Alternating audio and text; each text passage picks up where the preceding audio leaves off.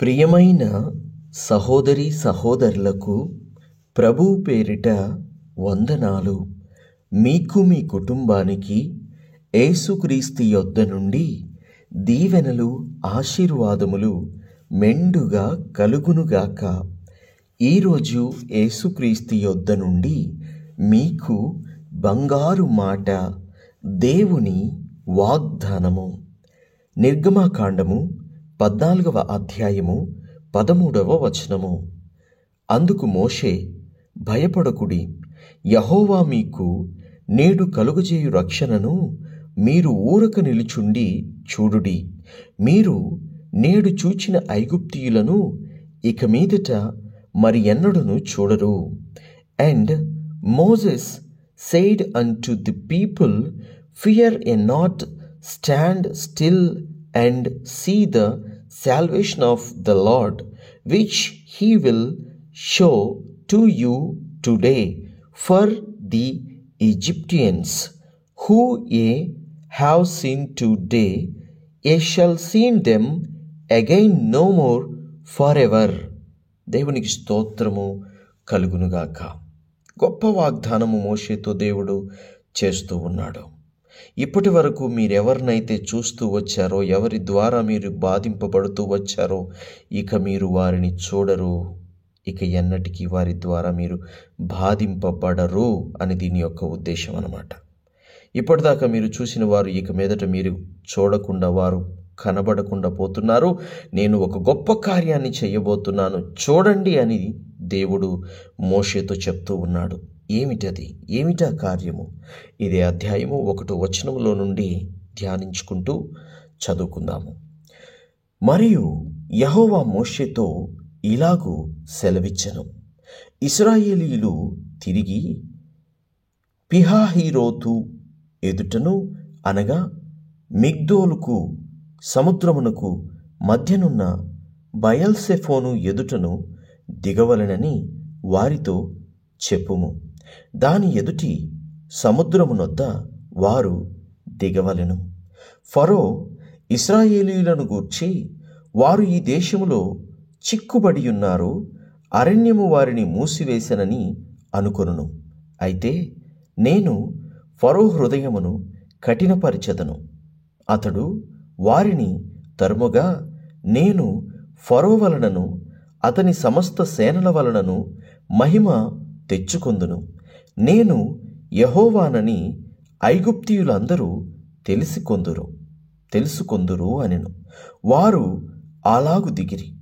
ప్రజలు పారిపోయినట్టు ఐగుప్తు రాజునకు తెలుపబడినప్పుడు ఫారో హృదయమును, అతని సేవకుల హృదయమును ప్రజలకు విరోధముగా త్రిప్పబడి, మనమెందుకు ఇలాగు చేసితిమి? మన సేవలో నుండకుండా ఇశ్రాయేలీయులను ఎందుకు పోనిచ్చితిమి అని చెప్పుకొనిరి. అంతటా అతడు తన రథమును సిద్ధపరచుకొని తన జనమును తనతో కూడా తీసుకొని పోయెను. మరియు అతడు శ్రేష్టమైన 600 రథములను, ఐగుప్తు రథములనన్నిటినీ, వాటిలో ప్రతి దాని మీద అధిపతులను తోడుకొని పోయెను. యెహోవా ఐగుప్తు రాజైన ఫరో హృదయమును కఠినపరపగా అతడు ఇశ్రాయేలీయులను తరిమెను.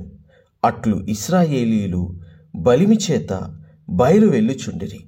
ఐగుప్తీయులు, అనగా ఫరో రథముల గుర్రములనన్నిటియు, అతని గుర్రపు రౌతులు, అతని దండును, వారిని తరిమి బయల్సెఫోను ఎదుటనున్న పీహహీరోతునకు సమీపమైన సముద్రము దగ్గర వారు దిగియుండగా వారిని కలిసికొనిరి.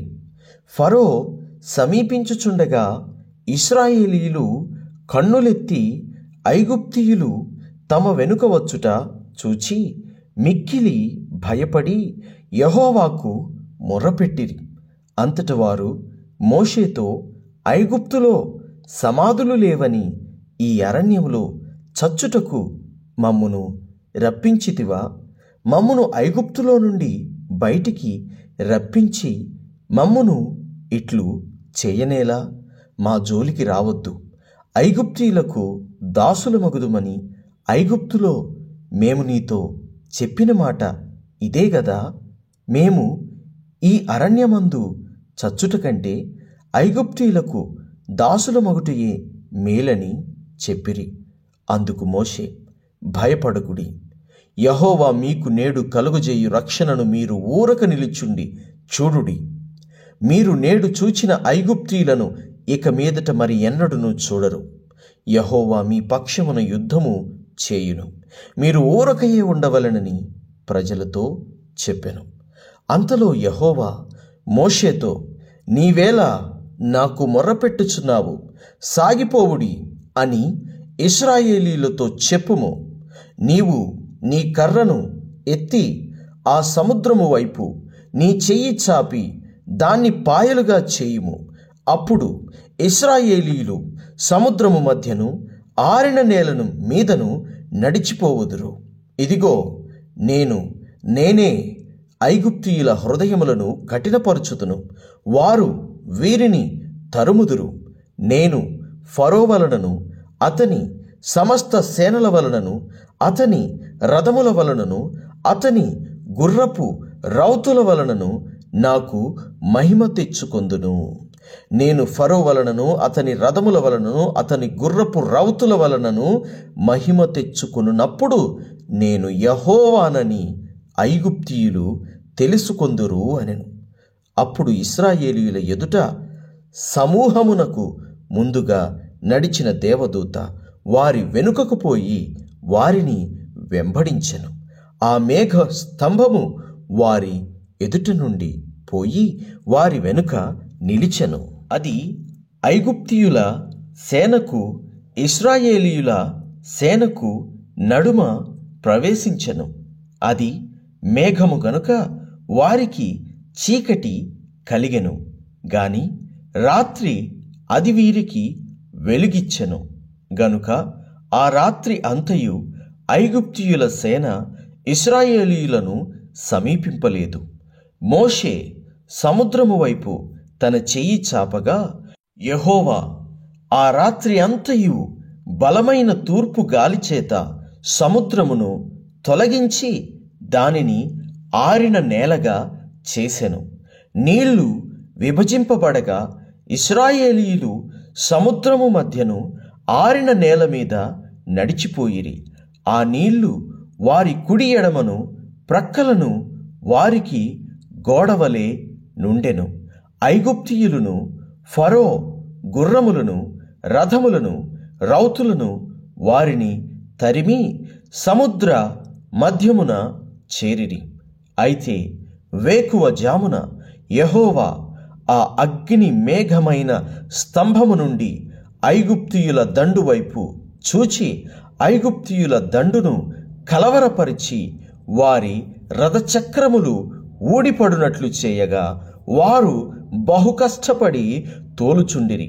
అప్పుడు ఐగుప్తీయులు ఇశ్రాయేలీయుల ఎదుట నుండి పారిపోదుము రండి, యెహోవా వారి పక్షమున మనతో యుద్ధము చేయుచున్నాడని చెప్పుకొనిరి. అంతలో యెహోవా మోషేతో, ఐగుప్తీయుల మీదికిని వారి రథముల మీదికిని వారి రౌతుల మీదికిని నీళ్లు తిరిగి వచ్చునట్లు సముద్రము మీద నీ చెయ్యి చాపుము అనెను. మోషే సముద్రము మీద తన చెయ్యి చాపగా ప్రొద్దు పొడిచినప్పుడు సముద్రము అధిక బలముతో తిరిగి పొర్లెను గనుక ఐగుప్తీయులు అది చూచి వెనుకకు పారిపోయిరి. అప్పుడు యెహోవా సముద్రము మధ్యను ఐగుప్తీయులను నాశనము చేసెను. నీళ్లు తిరిగి వచ్చి ఆ రథములను రౌతులను వారి వెనుక సముద్రములోనికి వచ్చిన ఫరో యొక్క సర్వసేనను కప్పివేసెను. వారిలో ఒక్కడైనను మిగిలి ఉండలేదు. అయితే ఇశ్రాయేలీయులు ఆరిన నేలను సముద్రము మధ్యనున్నప్పుడు ఆ నీళ్లు వారి కుడి ఎడమలను ప్రక్కలను గోడవలే నుండెను. ఆ దినమున యెహోవా ఐగుప్తీయుల చేతిలో నుండి ఇశ్రాయేలీయులను రక్షించెను. ఇశ్రాయేలీయులు చచ్చిన ఐగుప్తీయులను సముద్ర తీరమున చూచిరి. యెహోవా ఐగుప్తీయులకు చేసిన గొప్ప కార్యమును ఇశ్రాయేలీయులు చూచిరి గనుక ఆ ప్రజలు యెహోవాకు భయపడి యెహోవా యందు ఆయన సేవకుడైన మోషే యందును నమ్మిక ఉంచిరి. దేవునికే మహిమ కలుగునుగాక. మాట ఇచ్చి తప్పుటకు దేవుడు నరుడు కాడు. ఆయన దేవుడు. కాబట్టి దేవుని బిడ్డ, దేవుడు మాటిస్తే ఖచ్చితంగా నెరవేరుస్తాడు. వారికి మాటిచ్చాడు, నేడు మీరు చూచుచున్న ఐగుప్తీయులను ఇక ముందు ఇక మీదట మీరు చూడరు, నేను చేసే గొప్ప కార్యాన్ని చూస్తారు. నేను ఐగుప్తీయుల వలన ఐగుప్తు సేనల వలన మహిమ తెచ్చుకుంటానని చెప్పిన దేవుడు మహిమ తెచ్చుకున్నాడు, మహిమ పొందాడు. దేవునికే మహిమ, దేవునికే స్తోత్రము కలుగునుగాక. ప్రార్థన. తండ్రి, మీకు వందనాలు. దేవా, మీకు స్తుతులు స్తోత్రాలు. ప్రభువా, ఎవరెవరైతే ఇలా ఐగుప్తీయులతో బాధింపబడినటువంటి సమస్యల గుండా వెళ్తూ ఉన్నారో, అది శత్రువు ద్వారా కావచ్చు, అప్పు ద్వారా కావచ్చు, రోగము ద్వారా కావచ్చు, సైతాను శోధన ద్వారా కావచ్చు, ఏ విధముగానైనను నీ బిడ్డలు బాధపడుతూ ఉంటే, తండ్రి, నేడు చూచుచున్న అపవాది క్రియలు ఇక ముందు చూడరు అని చెప్పి నాయన మరి ఈరోజు వాగ్దానం చేస్తున్నారు. తండ్రి, అపవాదిని పూర్తిగా లయపరిచి నీ బిడ్డలకు గొప్ప విడుదల, గొప్ప రక్షణ కలుగజేసి నీ బిడ్డలైనటువంటి మా అందరినీ మీ రెక్కల క్రిందన దాచి భద్రపరిచి క్షేమముగా ఉంచుమని, మీ కృపా కనికరములు మా మీద కుమ్మరించుమని, మీ కృపా కనికరములకు పాత్రులుగా ఎంచమని యేసు నామములో ప్రార్థించుచున్నాము తండ్రి. ఆమేన్, ఆమేన్, ఆమేన్.